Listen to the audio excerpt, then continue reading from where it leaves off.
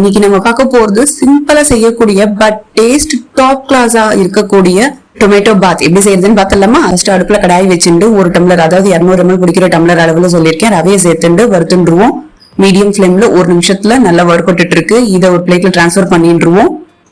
அதே கடாயில 2 table spoon அளவுக்கு எண்ணெயை விட்டுப்போம். 1/2 ஸ்பூன் உளுத்தம் பருப்பு, 1 ஸ்பூன் கடலை பருப்பு, 1/2 ஸ்பூன் கடுகு, 1 இன்ச் அளவுக்கு பட்டை, 3 லவங்கம், கொஞ்சோண்டு முந்திரி பருப்பை சேர்த்துட்டு வறுத்துடலாம். முந்திரி பருப்பு கலர் மாறும் போது இஞ்சி 1 இன்ச் அளவுக்கு பொருசா நறுக்கிந்து சேர்த்துடுவோம். 5 பச்சை மிளகாவை சேர்த்துக்கலாம். 1 வெங்காயம் பொருசா நறுக்கிந்து சேர்த்துடுவோம். கொஞ்சோண்டு கருவேப்பிலையை சேர்த்துட்டு எல்லாத்தையும் நல்லா வதக்கிடுவோம். வெங்காயம் கொஞ்சம் வதங்கினதுக்கு அப்புறம் தக்காளி 3, அதையும் பொருசா நறுக்கிந்து சேர்த்துடுவோம்.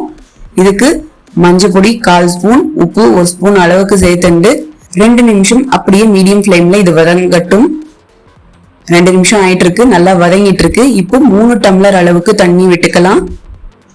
ஒரு கொதி வர விடுவோம். இத ஒரு கொதி வந்துடுத்து. இப்போ வறுத்து வச்ச ரவையை சேர்த்துக்கலாம். லோ ஃபிளேம்லயே இருக்கட்டும் அடுப்பு. 3 நிமிஷம் அப்படியே வேக விட்டுடுவோம்.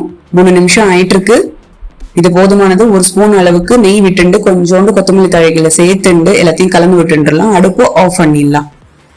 சிம்பிளா செய்யக்கூடியதுதான் இது. நார்மல் உப்மாவோட இது மாதிரி செஞ்சு பாருங்க, டாப் கிளாஸா இருக்கும்.